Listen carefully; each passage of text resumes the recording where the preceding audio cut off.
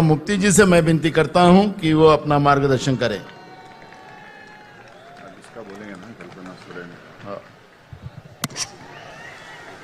Congress party के president Kharge साहब, राहुल गांधी जी और जितने भी यहाँ स्टेज पे बैठे नेता लीडर्स और यहाँ महाराष्ट्र मुंबई से आए हुए जितने भी भाई बहन बुजुर्ग बच्चियां, सबको मेरा आदाब, मेरा सलाम।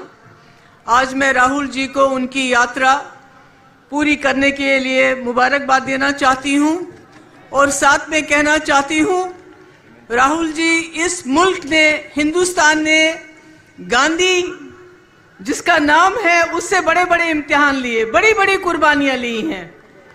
चाहे वो महात्मा गांधी जी हो जिन्होंने आज़ादी की लड़ाई लड़ने के बाद इस मुल्क की आत्मा को बचाने के लिए अपनी जान दी, चाहे आपकी दादी इंदिरा जी हो जिसने इस मुल्क के लिए आखिरी कतरा खून का दिया, चाहे आपके पिताजी राजीव गांधी जी हो जिन्होंने इस मुल्क को अपने खून से सींचा। इसलिए आपके ऊपर ये जो भार है, ये जो जिम्मेदारी है, ये इसलिए आई है कि आपके नाम के पीछे गांधी नाम है, जिससे बीजेपी के लोग बहुत डरते हैं और आगे भी डरेंगे। आज मैं देख रही हूं यहां हम अलग अलग सोच, अलग अलग विचार के लोग जमा हो गए हैं। यही हिंदुस्तान है, यही भारत है जहां अलग अलग सोच होती है। यही हमारे संविधान ने हमें इख्तियार दिया है, अधिकार दिया है कि हम सबको मिलजुल के रहने का। मगर आज मैं आपको एक संदेश देना चाहती हूं। इलेक्शन आने वाले हैं। संविधान का सबसे ताकतवर हथियार आपका वोट आपके हाथ में है। आपने एक वक्त था सबसे प्रिय प्रधानमंत्री जो मेरी नजर में थी, इंदिरा जी को, जिसने 10 साल की उम्र में आजादी की लड़ाई लड़ी, जिसने बांग्लादेश को आजाद किया, जिसने अपना आखिरी कतरा खून का इस भारत के लिए दिया, उसको भी अपने वोट से आपने बाहर कर दिया। आपने 2014 में मोदी जी को चुना जिन्होंने कहा सबका साथ, सबका विकास, सबका विश्वास, जिन्होंने कहा मैं हर साल 2 करोड़ नौकरियां दूंगा, जिन्होंने कहा 15 लाख रुपए जमा करूंगा तुम्हारे खाते में, जिन्होंने कहा कांग्रेस 450 रुपए में गैस सिलेंडर देती है, मैं 400 में दूंगा, जिन्होंने कहा औरतों के साथ ज्यादती हो रही है, मैं उनकी रक्षा करूंगा, और आपने वोट दे दिए।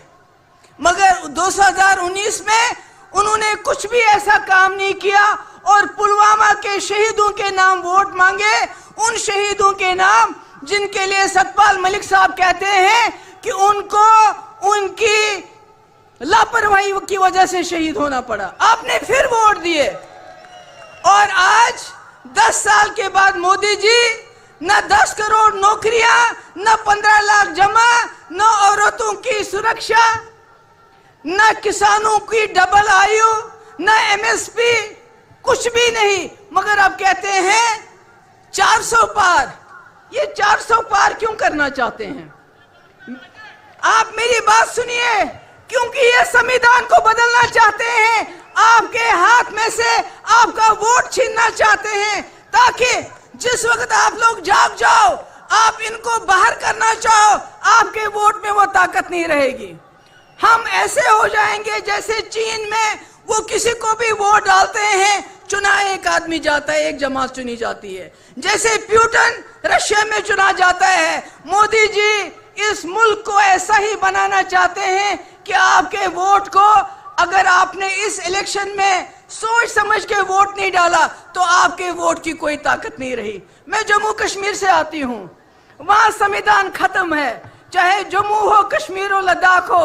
आप आते हैं टूरिस्ट बन के, देखते हैं सब ठीक है, कुछ ठीक नहीं है। आप ले चले जाइए, वहां हजारों के लोग सड़कों पे मिलेंगे, मगर कश्मीर में कोई सड़क पे नहीं आता है, अगर आता है उसको जेल में डालते हैं। खुदा के लिए जो हाल हमारा है वो हाल आपका भी हो जाएगा अगर आप इस इलेक्शन में सोच समझ के वोट नहीं डालेंगे, संविधान को बचाने के लिए वोट नहीं डालेंगे, इंडिया अलायंस को सामने लाने के लिए वोट नहीं डालेंगे, राहुल जी की कुर्बानियां, इनके खानदान की, इनकी फैमिली की कुर्बानियां, अगर आप उनको बचाने के लिए वोट नहीं डालेंगे तो आप भी नहीं बचेंगे।